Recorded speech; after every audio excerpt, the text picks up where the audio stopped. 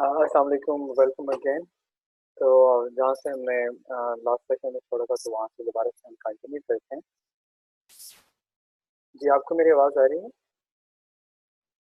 जी sir, आ रही है आपकी आवाज़। तो बाकी पार्टिसिपेंट भी ऑनलाइन होते हैं तो हम इसको स्टार्ट करते हैं।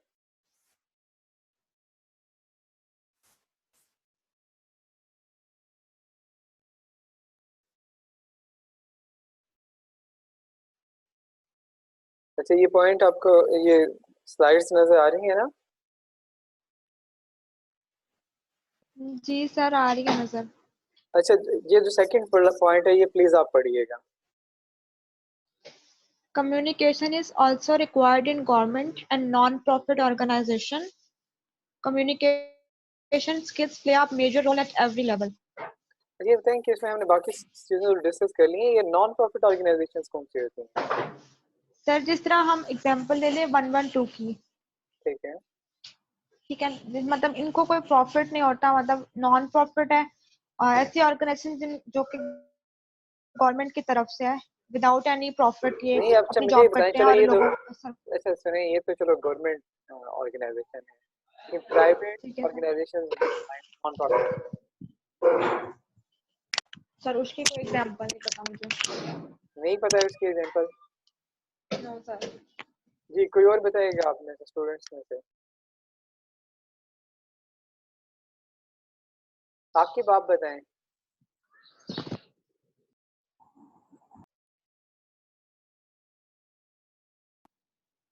जी आकिब। यस सर, आकिब को प्रॉब्लम है। शहरियार।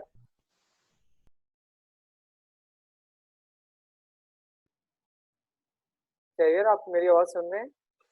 जैसे सर जैसे डिफरेंट फाउंडेशन वगैरह सर, जैसे ईदी फाउंडेशन होगी सर। बिल्कुल, आपने बड़ी अच्छी एग्जांपल दी है कि डिफरेंट फाउंडेशंस होती हैं, तो डिफरेंट एनजीओज हैं, जैसे हमारे पास सीबी फाउंडेशन के एग्जांपल है।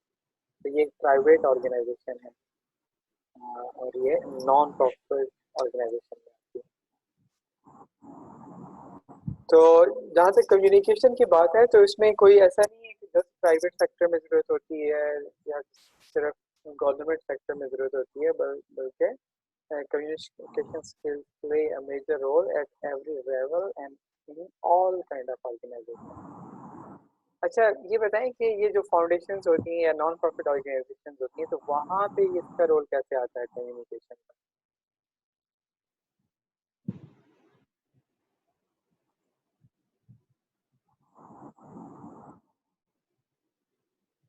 सर वहाँ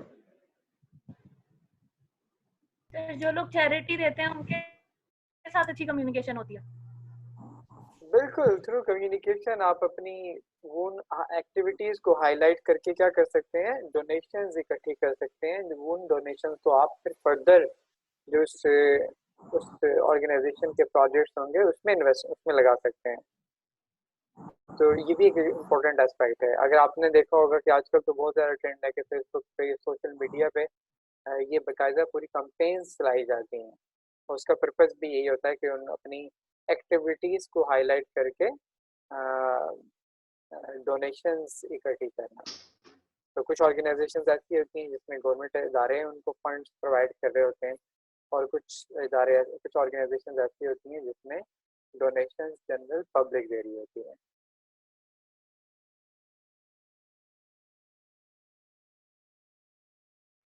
तो बहरहाल ये कुछ एडवांटेजेस से उससे रेलेवेंट के एक पर्सन जिसकी कम्युनिकेशन स्किल्स अच्छी हैं तो वो किस तरह से उसको लिए बेनिफिशियल हो सकता है, या अगर कोई ऑर्गेनाइजेशन है वो उनके पास ऐसे स्किल्स, उनके पास ऐसे लोग हैं जिनकी अच्छी कम्युनिकेशन स्किल्स हैं, तो वो उससे कैसे बेनिफिट उठा सकते हैं।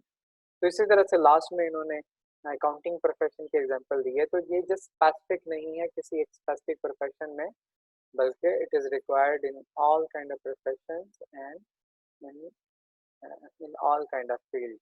बस ये है कि कुछ प्रोफेशंस में वहाँ पे ज़्यादा ज़रूरत होती है, जैसे हमने पहले भी डिस्कस किया कि सेल्स के लोग होते हैं, मार्केटिंग के लोग होते हैं, या वो लोग जो कि पब्लिक रिलेशंस डिपार्टमेंट में काम कर रहे होते हैं, इसी तरह टीचिंग में हैं, तो ये लोग यहाँ पे ज़्यादा रिक्वायर होती हैं। लेकिन जो बाकी प्योर टेक्निकल फील्ड्स आ जाती हैं, इंजीनियरिंग हैं, आपके अकाउंटेंट्स हैं, तो डेफिनेटली वहाँ पे भी कम्युनिकेशन तो चाहिए होती है, लेकिन शायद उस लेवल पे इतनी ज़्यादा डिमांड नहीं होती। लेकिन but still communication is important in every field.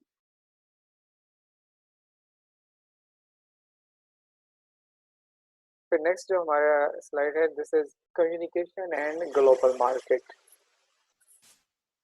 Actually, communication is important whether it is local market or global market. But when it comes to the global market, when you are dealing with your international customers, it becomes more critical.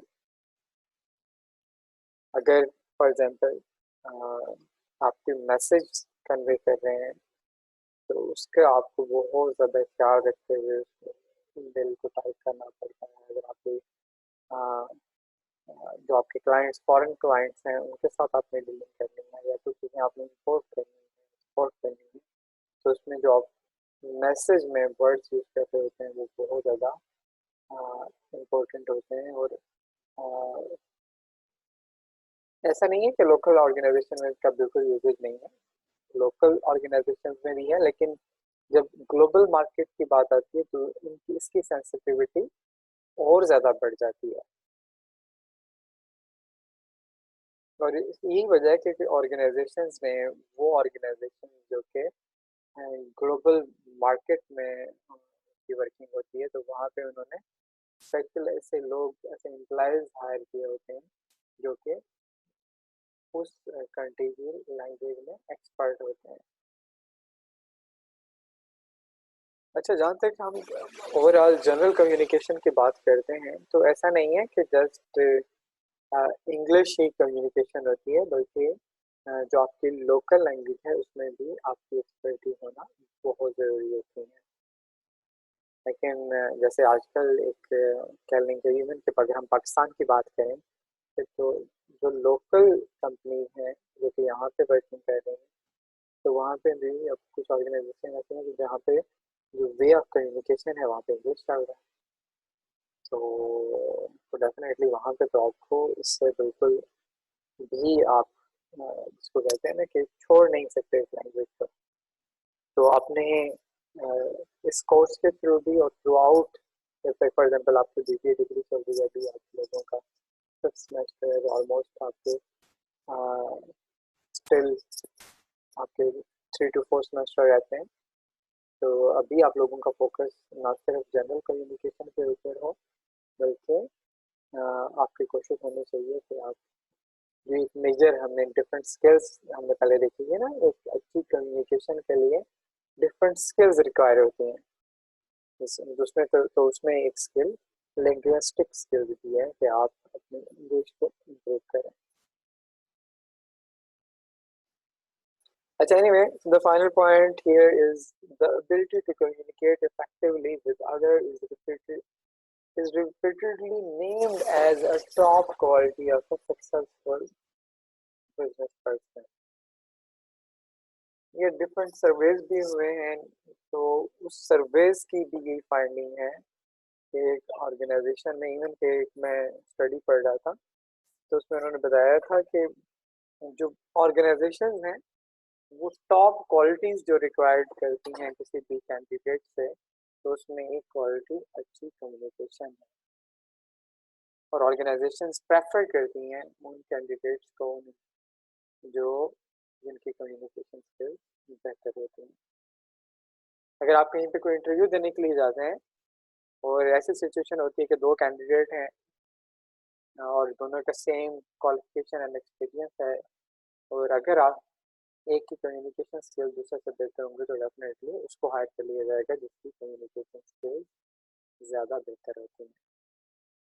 और ये भी observation में आया है कि वो लोग जिनकी कम्युनिकेशन स्किल्स अच्छी होती हैं, तो वो डेफिनेटली इंटरव्यू में भी अच्छा परफॉर्म कर पाते हैं।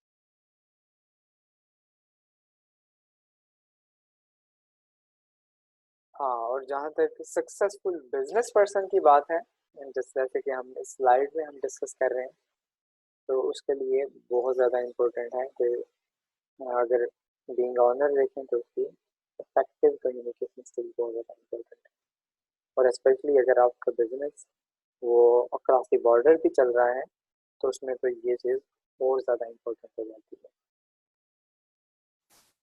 तो यही वजह उन्होंने हाईलाइट किया है इस बात को कि जो इफेक्टिव कम्युनिकेशन है it is actually considered as a top quality of a successful business person. तो ये पॉइंट क्लियर है इसमें? अगर आपको कोई कंफ्यूजन है यहाँ तक तो हम इसको डिस्कस करें। If you have any confusion up to these slides, you can ask.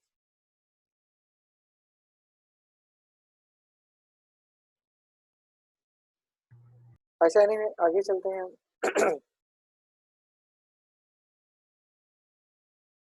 और क्या क्या एडवांटेज हैं या कैसे हम कह सकते हैं कि कम्युनिकेशन और बिजनेसेस का कैसे they are actually interact. If you are a better communicator, customers and business associates form a better expression of you and your organization। क्योंकि जब आप कस्टमर्स को डील्स कर रहे होते हैं, जब आप क्लाइंट्स को अपने बिजनेस एसोसिएट या क्लाइंट्स को हम कह सकते हैं उनको डील कर रहे हैं, अगर आपकी कम्युनिकेशन स्किल्स अच्छी हैं तो क्या है उनके ऊपर एक अच्छा इंप्रेशन जाता है कि they will opt a better impression of you and your organisation. तो वो जो डायरेक्टली नहीं, वो तो आपकी ऑर्गेनाइजेशन को आपकी कम्युनिकेशन के जरिए बेसिकली अंडरस्टैंड कर रहे हैं।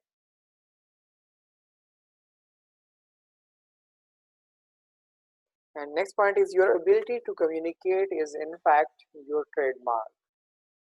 जैसे डिफरेंट ब्रांड्स का ट्रेडमार्क होता है ना कि यार ये उस कंपनी का ट्रेडमार्क है। For being a business graduate or being an employee of a company, your trademark is your ability to communicate। तो वो चीज़ आपको हर जगह प्रेजेंट कर रही होती है, आपकी पर्सनैलिटी को प्रेजेंट कर रही होती है।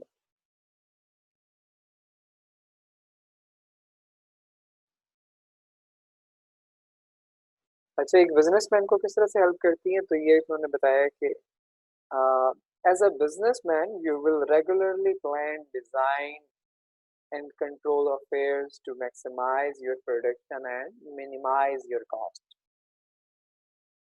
तो एक बिजनेस ओनर क्या कर रहा होता है? तो ये कर रहा होता है ना कि डे टू डे जो उनकी रूटीन एक्टिविटीज होती हैं उससे रेलिवेंट तो प्लानिंग कर रहा होता है। और इसी तरह से कंट्रोलिंग क्या होता है? Controlling, what means by controlling affairs? जी बिलाल, आप बताएं, what do you mean by control affairs? What it's means? Sir, एक बिजनेस पर्सन जो होता है वो अपनी डेली बेसिस पे जो बिजनेस में उनके जैसे कि अब उनकी प्रोडक्शन चल रही है तो उसको देखेगा कि वो अपने सारे जो अफेयर्स हैं उसके प्रोडक्शन को लेके फिर उसमें प्रॉफिट अर्निंग को लेके तो वो उन सारों को मैनेज कर रहा होता है एक अपनी रेगुलर बेसिस पे। तो वो अपने देख रहा होता है कि कैसे हमने प्रॉफिट अर्न करना है, कैसे हमने अपनी प्रोडक्शन कॉस्ट को कम करना है। तो ये उनके अफेयर्स है जिनको वो कंट्रोल कर रहा होता है अपनी स्किल्स की बेस पे। बिल्कुल आपने ठीक कहा कि एक तो प्लानिंग, जैसे अगर आपको याद हो कि मैनेजमेंट के आपने 4 बेसिक फंक्शंस पढ़े थे, जिसमें planning, organising, leading and controlling. Yes तो सर। तो बिजनेसमैन होता है तो वो भी ये सारे फंक्शंस परफॉर्म कर रहा होता है, जिसमें इन्होंने जैसे जिक्र किया है, प्लानिंग का जिक्र किया। फिर कंट्रोलिंग जो एलिमेंट था वो मॉनिटरिंग के एस्पेक्ट से है कि आप नज़र रखते हैं कि जो एक्टिविटीज़ आपके बिजनेस में हो रही हैं वो उस डायरेक्शन में है या नहीं है जो डिज़ायर आपने किया था या जो आपने प्लान किया था, या उसमें कुछ चेंजेस करने की ज़रूरत है। तो उसी को सामने रखते हुए फिर आगे definitely as a business person आप क्या करते हैं, you try to maximise your production and minimise your cost. Sorry. तो आप अपने बिजनेस में प्रॉफिट्स को कब आप इंक्रीज कर सकते हैं? जब आपकी प्रोडक्शन लेवल इंक्रीज करता है और आपकी जो कॉस्ट है वो मिनिमाइज होती चली जाती है। तो इस तरह से ये बिजनेस को मैन को कम्युनिकेशन हेल्प आउट करती है in order to manage their production and to minimise their cost. क्योंकि देखिए अगर वो कम्युनिकेट ही नहीं करेंगे तो उनको वो प्लानिंग कैसे करेंगे, उनके पास आइडियाज़ कैसे आएंगे। और उसके बाद अगर आपने मॉनिटरिंग का एस्पेक्ट डालना है कि अगर आपने एक टीम रखी हुई है मॉनिटरिंग के लिए, उनसे आपने कम्युनिकेट करना है, आपके बाकी जो स्टाफ मेंबर्स हैं जब तक आप उनका फीडबैक नहीं लेंगे तो आपको नहीं पता चलेगा कि आप बिजनेस में कैसे एक्टिविटीज़ रन हो रही हैं। तो उनके फीडबैक से ही एक्चुअली आपको अंदाज़ा होता है कि actually either the things are going in the right direction or you need to make any changes in the organization setting. And next point is helpful in decision making. So ये kindly आप बताएं कि what it means, how communication skills can help a businessman in decision making.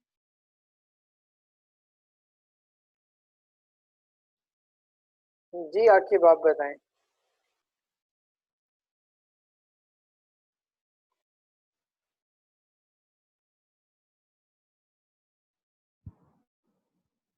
Sir ये skills, अगर आपकी communication skill अच्छी होगी तो आप अच्छे डिसीजन ले सकेंगे। सिंपल सी बात है सर ये।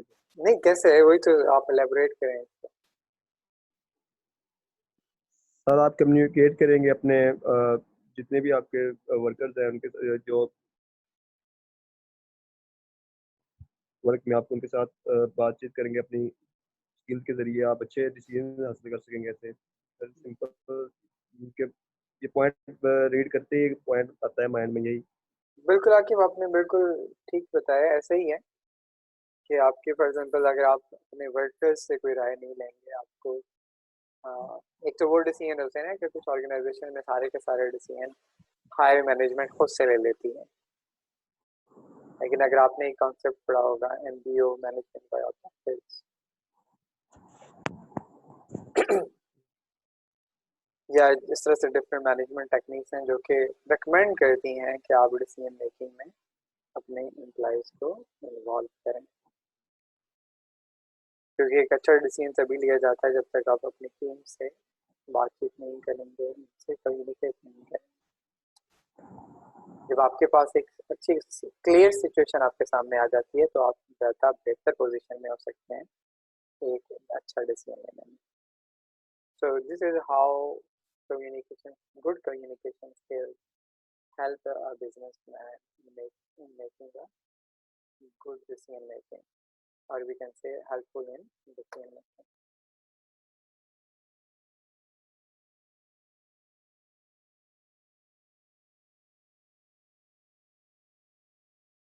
जी अगर हमारी नेक्स्ट स्लाइड है प्रिपेयर एडिकेटली, तो इससे पहले मैं अटेंडेंस आप लोगों की एक दफ़ा चेक कर लेता हूँ। तो पहले मुझे बताइए कि जैसे ही आप लॉगिन हुए हैं तो वहाँ पे अटेंडेंस का वो आपका आइकन शो हो रहा होगा, तो वो अटेंडेंस आपने मार्क कर दिए थे।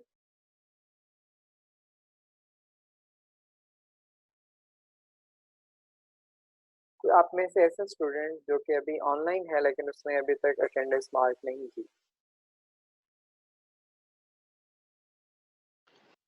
सर मैं एक बार चेक कर लूँ, श्योर नहीं है, मैं ख्याल मैंने की है पहले सेशन। नहीं देखो श्योर इसमें करने अगर आपने मार्क कर दिया था तो डेफिनेटली सिस्टम ने उसको अपलोड सर कर वो दिया। एक ही दफा ही आती है अटेंडेंस सर, वो फर्स्ट सेशन में। हाँ हाँ बिल्कुल, अगर आपने फर्स्ट सेशन में भी अपलोड कर दिया तो मैं एक दफा दोबारा इसको रीचेक कर लेता हूँ। ठीक है सर।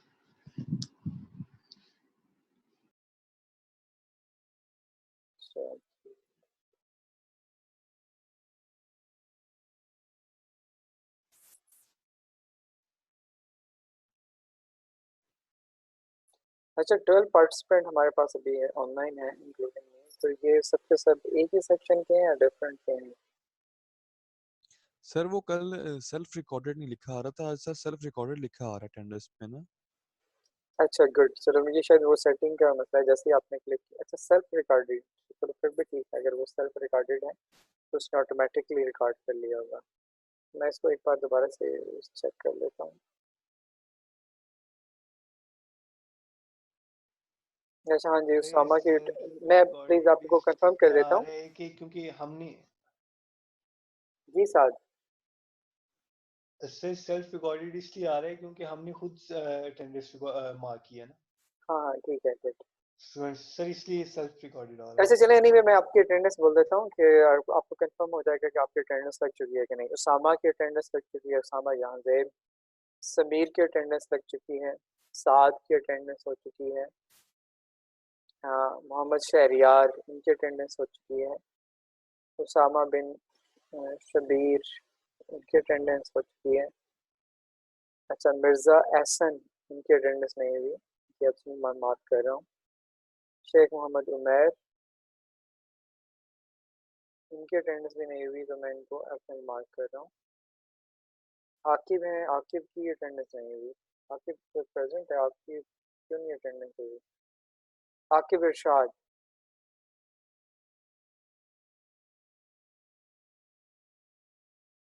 सर वो मैं कर देता हूँ अभी, मैंने की नहीं थी पहले। अच्छा बरल नेक्स्ट टाइम ख्याल रखना है कि इस तरह से मैं अभी आपकी मार्क कर रहा हूँ, आपको मार्क करने की ज़रूरत नहीं है। लेकिन जब आपको ऑटो ऑप्शन दीजिए तो आपने वहाँ पे जाके इसको ऑप्शन को क्लिक कर लेना है, ठीक है? सर मेरी भी अटेंडेंस हो गई है। आपने नाम बताएं दोबारा से प्लीज। शेख मोहम्मद उमर अजीम। आपका नाम नहीं मैंने बोला। नहीं सर, आपने कहा कि अटेंडेंस मार्क कोई नहीं हुई है। शेख मोहम्मद उमर, हाँ बिल्कुल आपकी अटेंडेंस मार्क नहीं हुई। चलो मैंने आपकी अटेंडेंस मार्क कर दी है। कोई और स्टूडेंट जो कि जिसको मैंने एब्सेंट कहा है और वो अभी प्रेजेंट है, तो इसके साथ ही मैं ये अटेंडेंस सेव सर कर मेरी रहा हूँ। हो गई है असद महमूद। असद जी, असद आपकी हो गई है। पर इसको सर रीचेक कर बिलाल अली लीजिएगा, अगर कोई प्रॉब्लम होती है तो हम इसको बाद में ठीक भी कर सकते हैं, ठीक है? तो इसकी आपने टेंशन नहीं लेनी। अच्छा एनीवे दोबारा से हम लेक्चर की तरफ आते हैं। तो अभी हम जो स्लाइड डिस्कस कर रहे हैं, this is preparing adequately. Simple सी बात है, अगर आपने कोई भी स्किल है उसको आपने पॉलिश करना है तो only thing is practice practice and practice. जब तक आप उसको प्रिपेयर नहीं करेंगे तो डेफिनेटली वो चीज़ आप अगर कहेंगे अपने अपनी कम्युनिकेशन स्किल्स को बेहतर बनाना है तो डेफिनेटली अगर आप वो एफर्ट्स पुट नहीं करेंगे, उसको टाइम नहीं देंगे और उसको प्रैक्टिस नहीं करेंगे तो डेफिनेटली आप अपनी स्किल्स को पॉलिश नहीं कर सकते। तो इसमें सर्टेन टिप्स हैं, एंड एक तो इसमें जैसे careful sound judgement when choosing ideas and facts for each message. ऐसे नहीं है कि मैसेज आपने देखा तो क्विकली आपको कोई बात अगर ठीक नहीं लगी तो आप रिस्पॉन्ड करें, बल्कि पहले अंडरस्टैंड कर लें। हो सकता है कि आपको मिस्टेक लगी हो। समटाइम ये होता है कि आप पहले गो में जब आप कोई चीज़ मैसेज आप तक पहुंच रहा होता है तो आपको उसकी इंटेंसिटी का नहीं पता होता, उसकी एक्चुअल मीनिंग आपको नहीं समझ में आ रहे होते। लेकिन जब आप केयरफुली उसको रीड करते हैं तो आप अंडरस्टैंड करते हैं कि वाकई प्रॉब्लम इतना बड़ा नहीं है। इसी तरह पेशेंस है, अंडरस्टैंडिंग है, तो हमेशा पेशेंस रहें। ऐसे नहीं है कि जिसने कोई बात कर दी है तो आप फ़ौरन इसको रिस्पॉन्ड करने के लिए दौड़ पड़ें, बल्कि पहले बिल्कुल रिलैक्स होकर सिचुएशन को अंडरस्टैंड करें और फिर देखें कि ये अप्रोप्रिएट टाइम है इसको रिस्पॉन्ड करने का।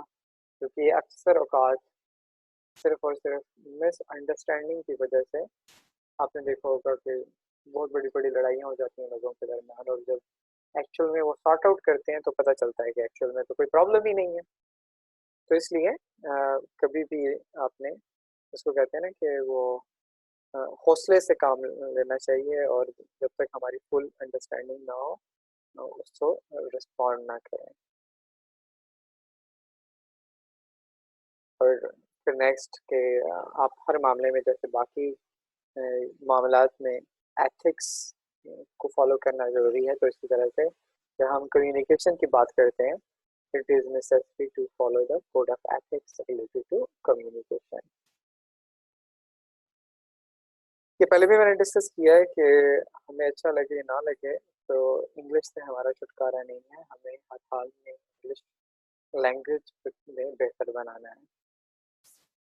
तो ऐसा नहीं है कि आप बहुत ही ज़्यादा लाइक जैसे definitely this is our second language, तो लेकिन हम कोशिश ये कर सकते हैं कि जिस हद तक हम बेहतर अंदाज में अपने मैसेज को कन्वे कर सकें या इस लेवल पे जो एटलीस्ट डिज़ायरेबल लेवल होता है उस तक अपनी बात को पहुंचा सकें, उस हद तक इंग्लिश लैंग्वेज को सीख सकें।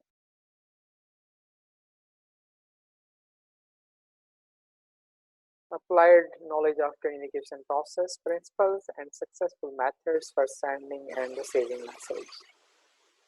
पहले भी हमने डिस्कस किया था जैसे कि there are actually different skills which are required to communicate in a better way. हमने semantic का जिक्र किया था, linguistic का जिक्र किया था, psychology का जिक्र किया था, sociology का जिक्र किया था, even the computer skills.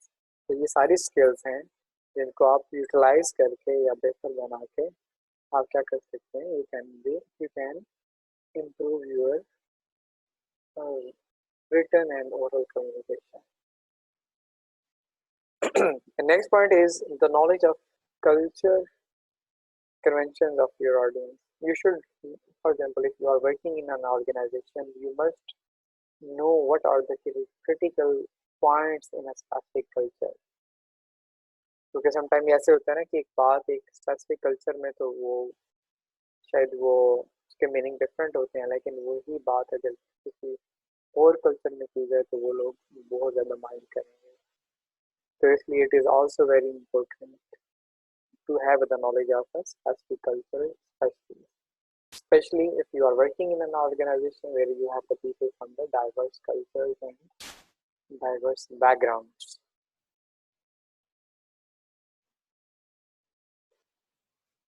Culture diversity at work. So at workplace there could be a different diversity on the basis of age, gender and national origin.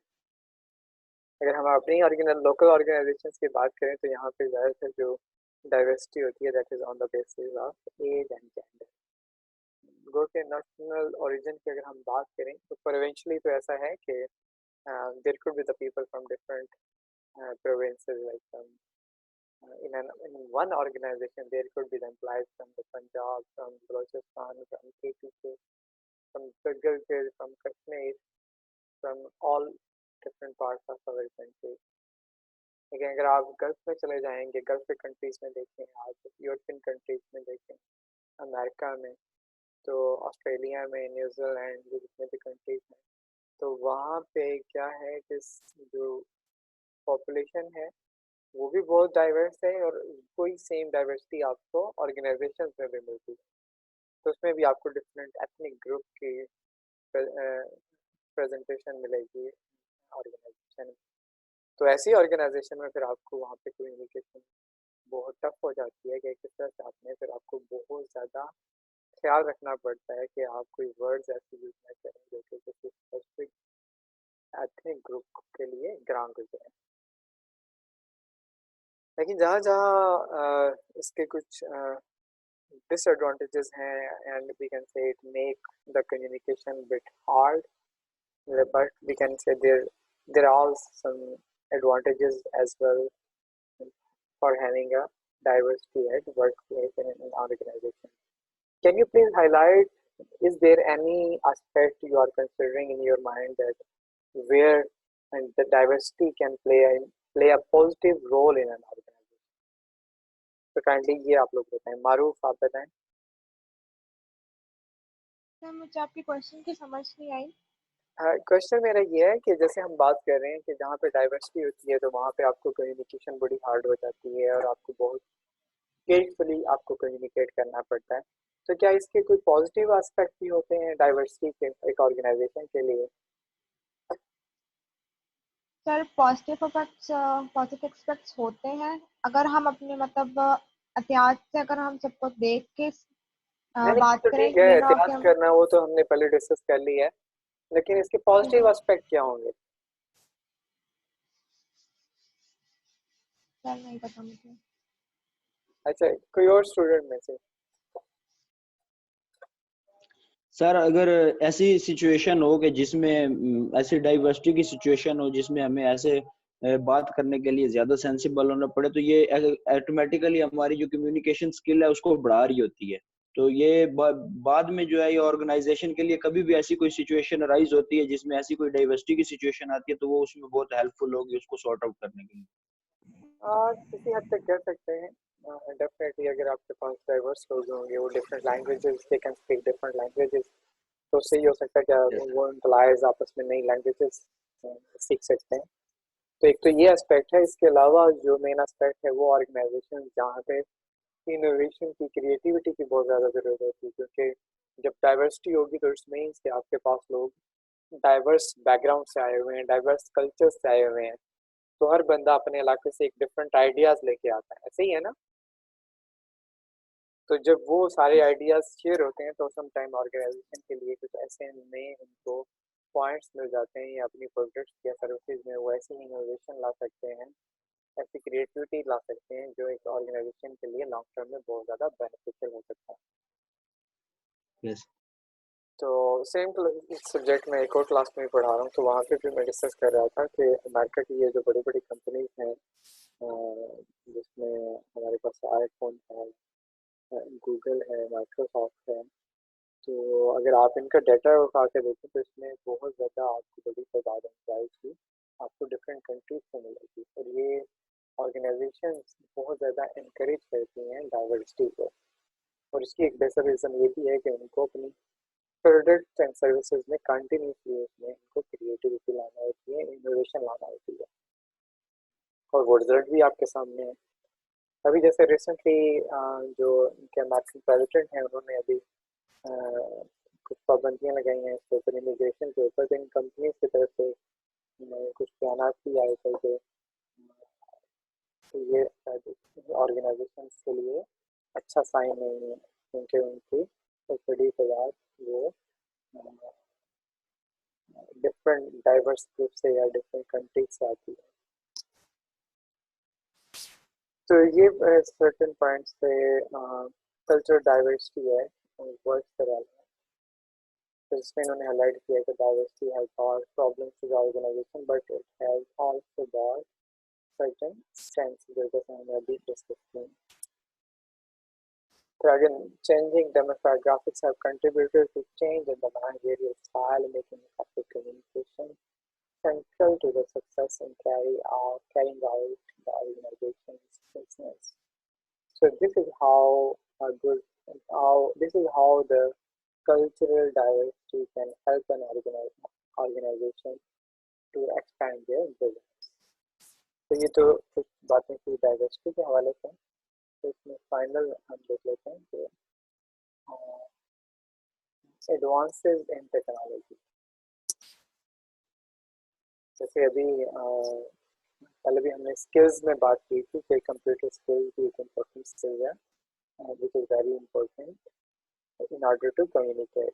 जैसे अभी लेटेस्ट मीन्स से जैसे आप फैक्सेस यूज़ कर सकते हैं, आप ईमेल कर सकते हैं, और ईमेल से आगे अभी आपके पास डिफरेंट सोशल मीडिया नेटवर्क्स आ गए हैं जिसमें यानी कि लोगों के अंदर कम्युनिकेट करने के लिए बहुत ज़्यादा ऑप्शन दे गए हैं। तो इस सारे कॉन्टेक्स्ट में अगर हम देखें तो डिफरेंट ऑर्गेनाइजेशन भी इसको यूटिलाइज कर रही हैं। अगर आप खुद अब जैसे अभी हम क्लास ले रहे हैं, अगर ये मीन्स ना होते, हमारे पास जूम की ऑप्शन ना होती, हमारे पास इंटरनेट की फैसिलिटी ना होती, तो हम तो ये क्लासेस लेने का सोच भी नहीं सकते थे।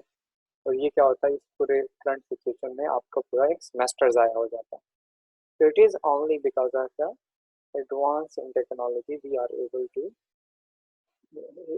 hold this class, and finally and now we are taking this class of business communication. तो ये इसके साथ ही ये चैप्टर ख़त्म हो गया, चैप्टर 1। तो इंशाल्लाह मैं कोशिश करूँगा कि ये कंटेंट भी आपके साथ नेक्स्ट वीक से शेयर करता रहूँ। तो आप लोगों से मैं ये रिक्वेस्ट करूँगा कि साथ साथ इनको प्रिपेयर करते चले जाएँ। अभी तक हमें जो इंस्ट्रक्शन दी गई हैं उसके मुताबिक आप लोगों के 25 जो मार्क्स हैं वो आपके सेशनल मार्क्स हैं, 25 मिड टर्म के हैं। मिड टर्म लेट्स की हम देख लेंगे उसको कि फॉर्मल मिड टर्म लेना है या आप लोगों को उसके बदले भी कोई असाइनमेंट दे देनी है। और उसके बाद आपका फाइनल होगा, और फाइनल जो है वो मोस्ट प्रोबेबली आपकी जैसे क्विजेस वो होते हैं ना, मल्टीपल चॉइस क्वेश्चन, कुछ कुछ इस टाइप का फाइनल एक्सपेक्टेड है। तो इसके लिए जो आपने प्रिपेयर इस तरह से करना है कि आप उस टाइप का, उस फॉर्मेट का जब पेपर होता है तो उसको आप अटेम्प्ट कर सकें, ठीक है। अच्छा, ये जो हमने स्लाइड्स प्रेजेंट की हैं आज ये प्रोजेक्ट, इस हवाले से अगर कोई पॉइंट आपको स्टिल कंफ्यूज कर रहा है तो आप अभी क्वेश्चन पूछ सकते हैं। जी शेख, मैं कुछ पूछना चाह रहा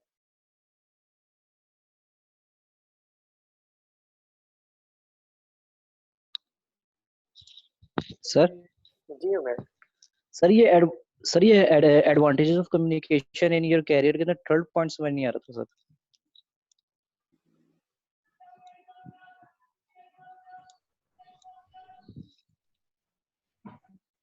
ये थर्ड पॉइंट ये वाले बात कर रहे हैं आप? नहीं sir, advantages.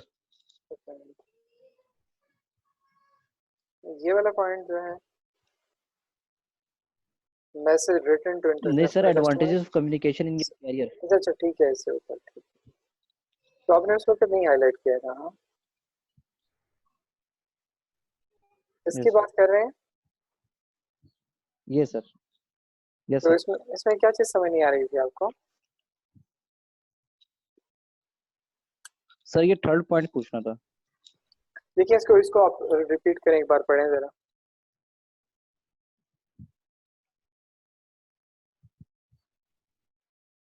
If your career requires merely mental rather than mental labor, your progress will depend on how effectively your communication, your ideas to other whose need you should receive them.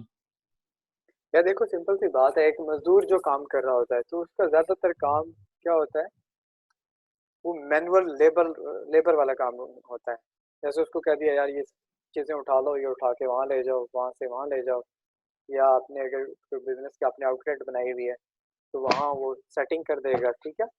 लेकिन जो जैसे जैसे आप ऊपर hierarchy में ऊपर चलते चले जाते हैं तो आपका जो मैनुअल वर्क है वो कम होता चला जाता है, मैनुअल लेबर कम होती चली जाती है, और आपका जो मेनली आपका जो काम होता है वो आपका मेंटल काम ज़्यादा होता है कि जिसमें आपने सर्टेन डिसीजंस लेने होते हैं। ऐसा ही है ना? Yes sir. हाँ, तो उस डिसीजंस लेने में या जो जो वो प्लानिंग कर रहे होते हैं, या जो हमने अगर आप मैनेजमेंट के फंक्शंस का आपको ज़हन में हो, वो सारे टास्क परफॉर्म कर रहे हैं, तो उसमें तो अगर इफेक्टिव कम्युनिकेशन है तो आप वो तमाम टास्क को बहुत बेहतर तौर पे कर सकते हैं। और जो जो आप ऊपर जाते चले जाएंगे, जहाँ पे आपके मेंटल या आपके माइंड की जो रिक्वायरमेंट है वो ज़्यादा होती है, तो डेफिनेटली वहाँ पे इफेक्टिव कम्युनिकेशन उतनी ज़्यादा उसकी इम्पोर्टेंस बढ़ती चली जाती है। लेकिन अगर आप लोअर स्टाफ ठीक की है। बात करें तो डेफिनेटली वहाँ उनके काम की नेचर ज़रा डिफरेंट होती है, तो वहाँ पे उसकी जो इम्पोर्टेंस है वो शायद उतनी ज़्यादा नहीं होती जितनी हायर मैनेजमेंट लेवल पे होती है, जहाँ पे माइंड की यूटिलाइजेशन ज़्यादा होती है, जहाँ पे लोगों को डिसीजन मेकिंग करनी पड़ती है एंड डिफरेंट चीज़ों के बारे में प्लान करना पड़ता है, नए आइडियाज़ को इम्प्लीमेंट करते हैं, या नए आइडियाज़ को वो सोचते हैं। ठीक है, क्लियर है? Yes Yes sir. सर। अच्छा, एक बात आपने याद रखनी है कि ये जैसे मैं आप लोगों को क्वेश्चंस के लिए कहता हूँ या आपको कहता हूँ कि आप इस पर कमेंट करें, तो आप में से हर एक की कोशिश होनी चाहिए कि कोई क्वेश्चन आ रहा है तो वो भी करें, इसके अलावा कोई कमेंट्स वो करना चाहते हैं, तो सारी डिस्कशन में पार्टिसिपेट करना चाहते हैं, तो डेफिनेटली इसके मार्क्स हैं आपके। मैं कोशिश करूँगा कि एटलीस्ट आपके 5 मार्क्स मैं इस एक्टिविटी को एलोकेट करूँगा, तो आप में से वो लोग जो ज़्यादा पार्टिसिपेट कर रहे हैं तो डेफिनेटली उनके मार्क्स ज़्यादा लगेंगे। तो आप लोगों से भी ठीक है सबसे मैं सर। यही कहूँगा कि ज़्यादा से ज़्यादा पार्टिसिपेट किया जाए, ठीक है। तो ठीक इसके ठीक साथ ही होगा हमारा सर। क्लास का टाइम ख़त्म हुआ चाहता है, तो इंशाल्लाह ठीक आपसे अभी नेक्स्ट वीक में मुलाकात होगी, ठीक है। अपना ख्याल ठीक है सर, रखिएगा इंशाल्लाह। और कोशिश अल्लाह करें कि हाफिज। गैर ज़रूरी तौर पे बाहर ना निकलें, ठीक है। ठीक है sir, thank you okay, sir. Allah Allah ठीक है हाफिज़, सर, अल्लाह हाफिज, आप भी अल्लाह सर, हाफिज, अल्लाह अल्लाह हाफिज। हाफिज। हाफिज़।